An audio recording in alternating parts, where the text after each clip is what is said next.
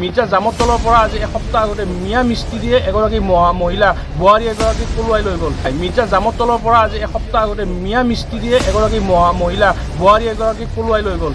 এইবাৰ লাভ জিহাদৰ বিৰুদ্ধে জিহাদ ঘোষণা পলাশবাৰী সুৰক্ষা বাহিনীৰ। বোৱাৰী নিৰুদ্দেশৰ ঘটনাক কেন্দ্ৰ কৰি থানাত উপস্থিত সংগঠনটো।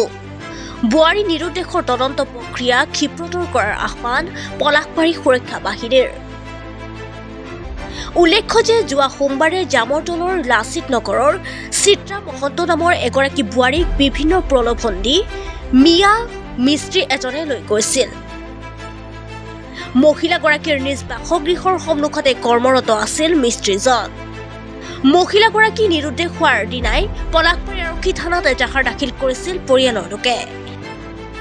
কিন্তু আজি কুপতি মহিলাগৰাকী তথা লাভ জেহাদীজনৰ কোনো সুসূত্ৰ লাভ নকৰিলে আৰক্ষীয়ে।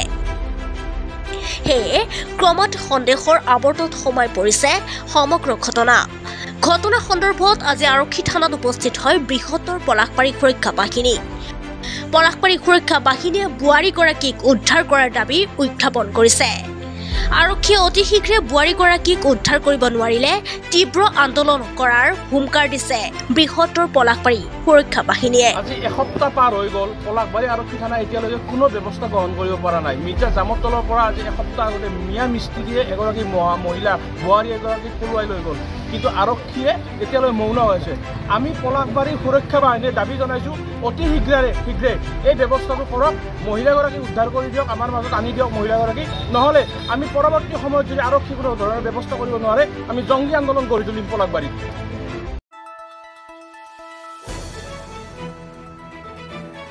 দ্য নিউজলেণ্ডছ অবিৰত তথ্যানুসন্ধান আপোনাৰ সেৱাত খবৰ সন্ধান। দ্য নিউজলেণ্ড।